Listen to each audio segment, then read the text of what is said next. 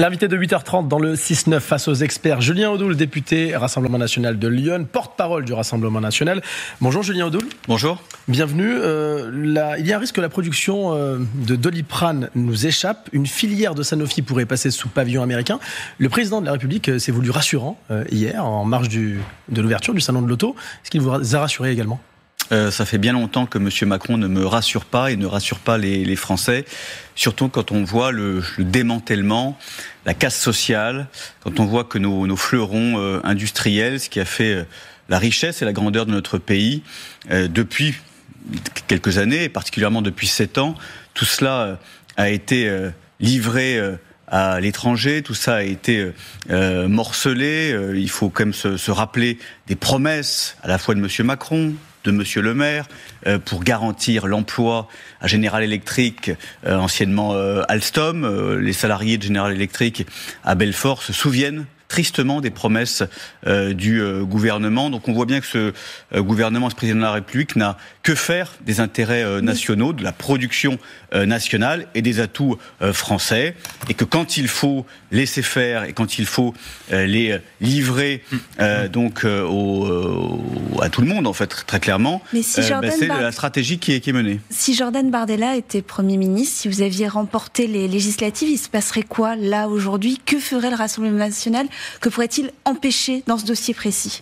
Alors déjà, il y a de l'antériorité. Vous savez, nous, on a toujours dit la vérité aux Français, c'est-à-dire que nous serions comptables, malheureusement, d'un bilan qui est calamiteux dans ce domaine-là. Sur le Doliprane et sur ce rachat par un... Mais précisément sur ce sujet, ça ne date pas d'hier. On ne va pas nous faire croire qu'en 24 heures, tout s'est décidé.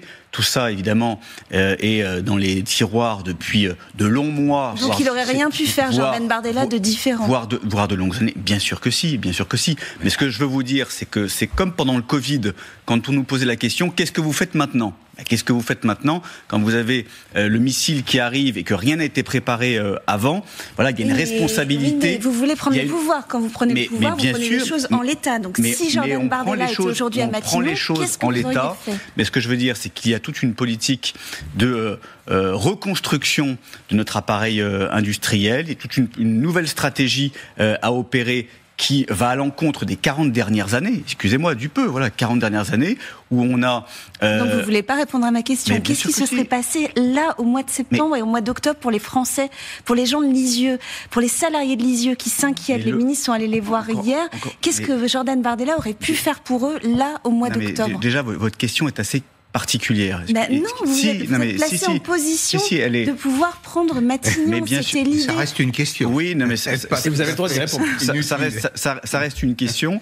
Ce que je veux dire, c'est que Jordan Bardella, comme tout responsable du Rassemblement national et comme Marine Le Pen demain à l'Élysée, si elle est élue présidente de la République en 2027, fera tout ce qui est en son pouvoir, du volontarisme, des pressions, des moyens financiers pour soutenir l'emploi local et garantir que nos emplois industriels et nos atouts soient maintenus en France. Voilà. Ça c'est clair, c'est notre stratégie, c'est notre politique. Mais là, vous me dites, qu'est-ce qu'on fait maintenant et qu'est-ce qu'on fait si Jordan Bardella avait été Premier ministre ? Très clairement, il y a de l'antériorité. Tout cela a été préparé et a été, encore une fois, préparé bien en amont. Et cette situation ne date pas d'hier, que ce soit sur le Doliprane ou que ce soit sur d'autres sujets. Julien Audoul, un autre sujet, justement, une nouvelle loi immigration a été proposée, sera proposée début 2025. C'est ce que Marine Le Pen, votre leader, demandait début octobre.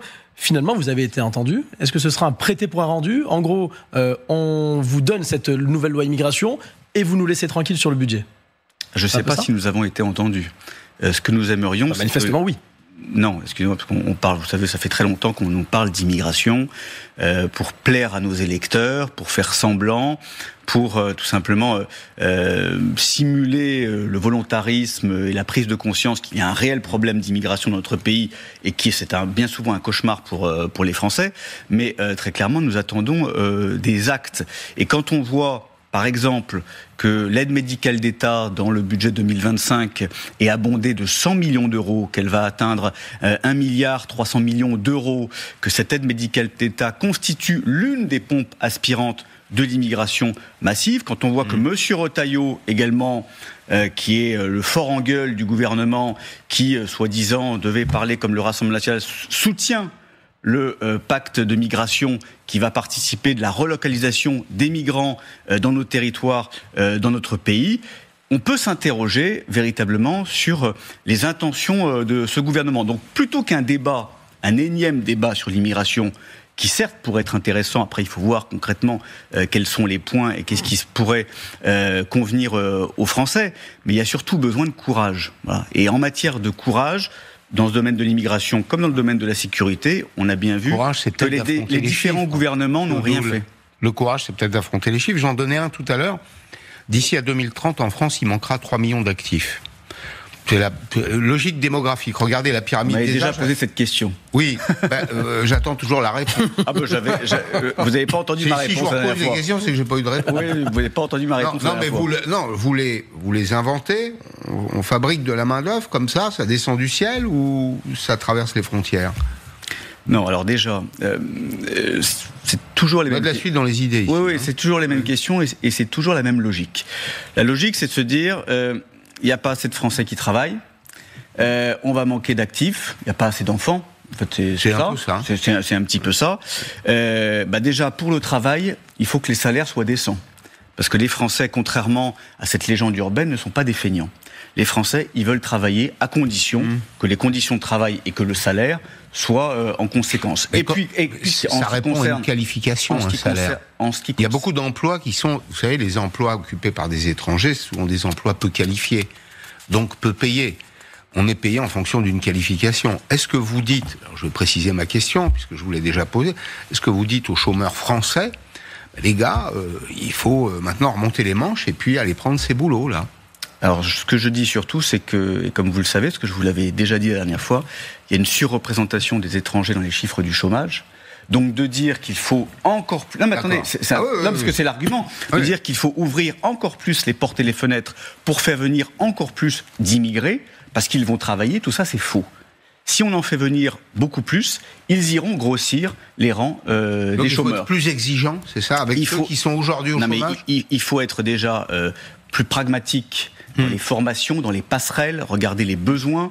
Il faut notamment que les formations universitaires, les formations à l'emploi dirigent vers les besoins professionnels réels, et notamment dans les territoires. Je le vois dans mon département de Lyon, par exemple. Et puis ensuite, il faut une hausse des salaires. Excusez-moi, avec une compensation de baisse de charges patronales, comme nous le souhaitions et comme Marine Le Pen augmenter le temps de travail. Marine Le Pen, je pense pas que ce soit le sujet. Vous êtes pour les 35 heures, vous? Non, nous étions contre les 35 heures. Vous avez changé d'avis alors? Non, c'est pas que nous avons changé d'avis, c'est que aujourd'hui, le débat principal, c'est pas le temps de travail. Le débat principal, c'est comment ce travail est payé aujourd'hui. Et malheureusement, depuis des années, vous avez la constatation que les salaires stagne, alors que les charges à côté augmentent. Ce qui conduit d'ailleurs bon nombre de nos compatriotes à renoncer à trouver un emploi ou aller travailler, parce que les minima sociaux sont trop hauts et les salaires trop bas. Donc vous avez des gens qui, quand ils retrouvent un travail et quand ils vont travailler, perdent de l'argent parce qu'ils mettent de l'essence dans leur véhicule, parce qu'ils n'ont plus tout un dispositif de soutien. Et exactement. Donc tout ça, il faut le revoir. François, on continue juste après la pub dans quelques instants avec le député de Lyon et porte-parole du Rassemblement national, Julien Audoul, dans le 6-9. À tout de suite.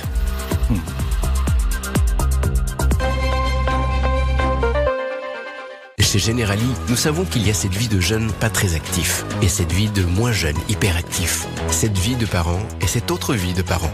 Cette vie dans un appart encore un peu vide et ici dans un lit un peu trop rempli. Bienvenue dans vos 1001 nuits. Et parce que vous n'avez qu'une seule vie, il est important de toutes les assurer. Generali, assurez vos vies. Préparons dès maintenant votre retraite. Rendez-vous sur generali.fr. C'est parce que Soprema est l'expert de l'étanchéité depuis 1908 qu'il rend possible chacun de vos projets de fonctionnalisation de toiture.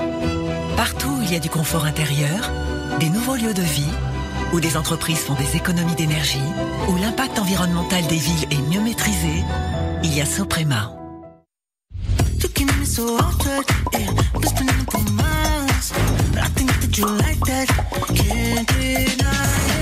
Every time I'm with you like a time machine, making everybody jealous like you're 17. No, I do the cover of a magazine. Got me feel it like damn. Hey. Oh my God, don't know how you do it like that.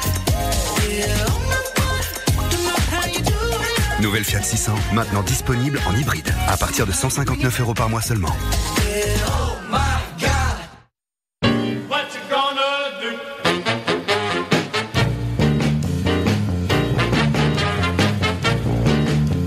Chez Amazon, nous utilisons davantage de sacs en papier pour nos livraisons.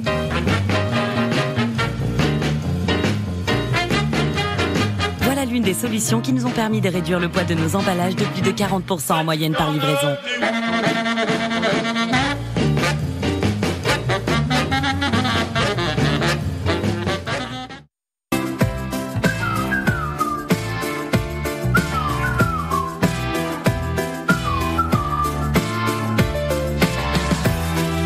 Exotisme, douceur et frisson des vacances. Alors, bienvenue chez DAZN. Tous les matchs de la Ligue 1, tous réunis. Seulement sur DAZN. Bienvenue au club. T'as vu toutes ces factures? Il faut vraiment qu'on fasse des travaux de rénovation, non? C'est pas trop le moment là. Bah t'as d'autres idées? On chauffe avec du bétail. T'en fais une tête. C'est mon père. Il veut qu'on chauffe avec des vaches. Avec le prêt Rénov' Énergie de Caisse d'Épargne, faites vos travaux maintenant et commencez à rembourser dans 3 mois. Caisse d'Épargne, vous êtes utile. Montrez aux yeux du monde qui vous êtes.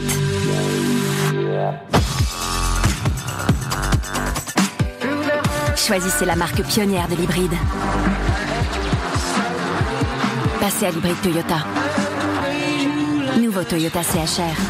Pendant les journées mode éco, profitez d'une prime à l'hybride Toyota allant jusqu'à 5 000 € sur l'ensemble de la gamme. Disponible rapidement. –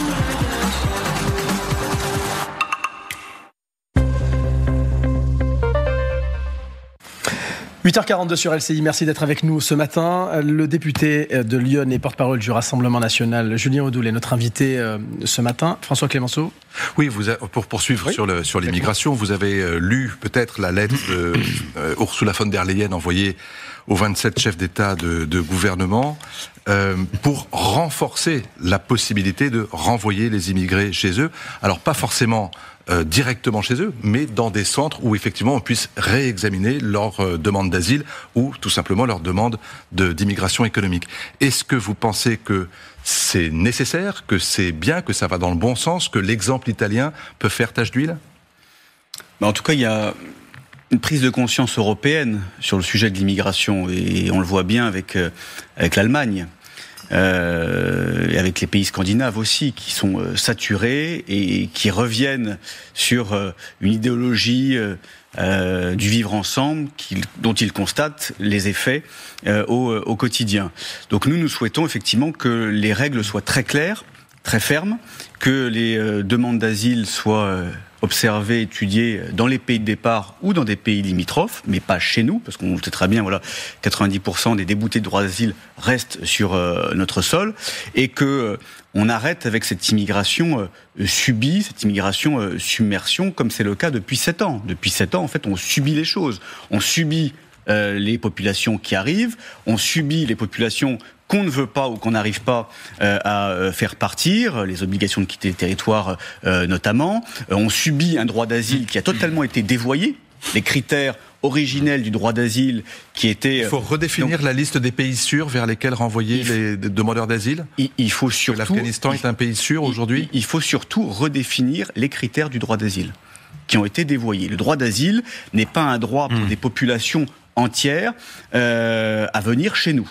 Le droit d'asile, c'est un droit individuel, il faut le rappeler, pour des persécutions individuelles, qu'elles soient politiques, qu'elles soient confessionnelles, qu'elles soient d'ordre sexuel ou autre, et qui doit être observé avec beaucoup de rigueur.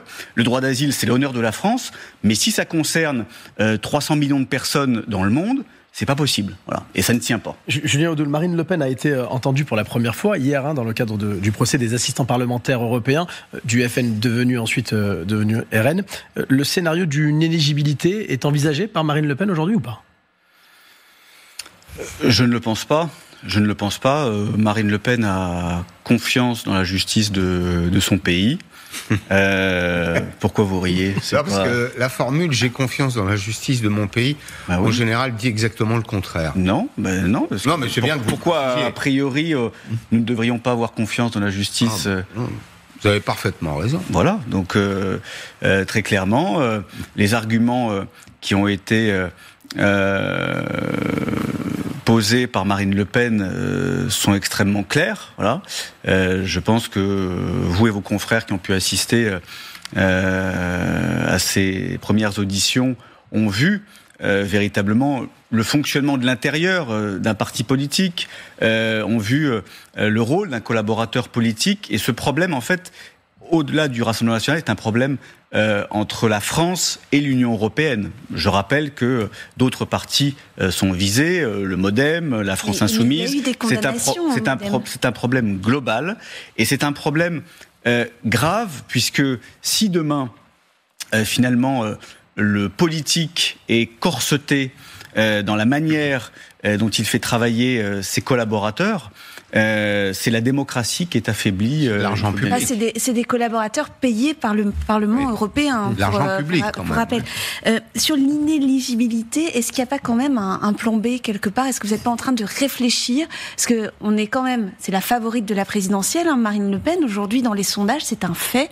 Elle se prépare pour sa candidature en 2027 ou avant, en fonction des événements. Est-ce qu'il n'est pas nécessaire pour le Rassemblement national de réfléchir? Est-ce que vous parlez entre vous à un plan B si jamais elle était inéligible, Marine Le Pen? Non, mais il n'y a pas de plan B.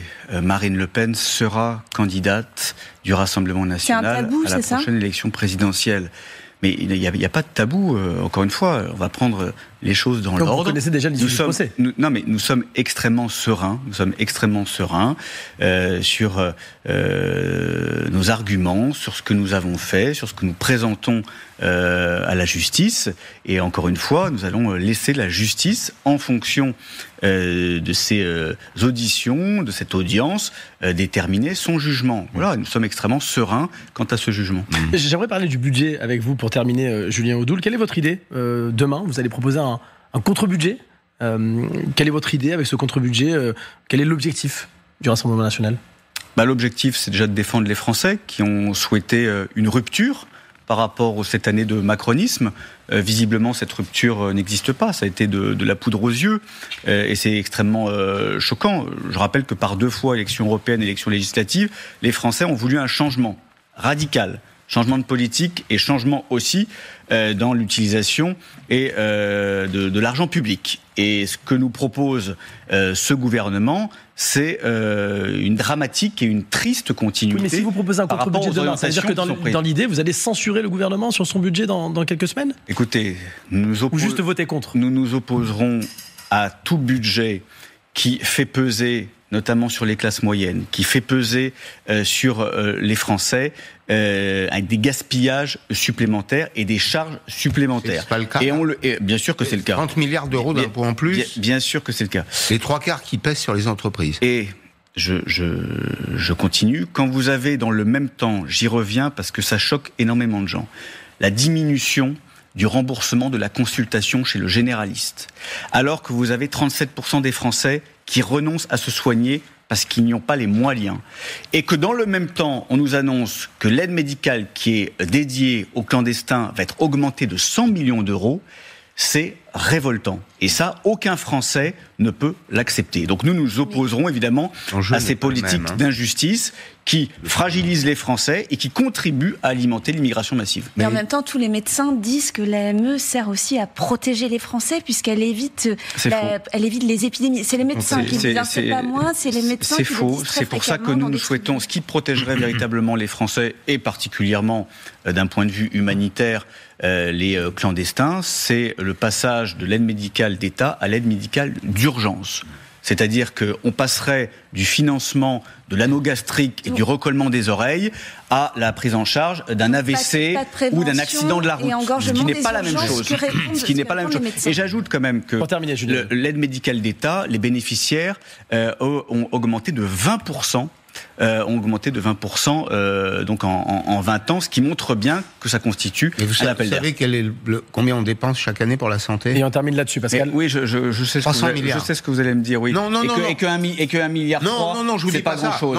C'est 1,3 milliard qui pourrait bénéficier au pouvoir d'achat des Français. La conversation, mais il y a surconsommation de services et de biens médicaux en France, pas par les étrangers, mais par les Français. Merci Julien aussi. Odoul d'être venu ce matin dans le 6-9, notre invité politique de 8h30.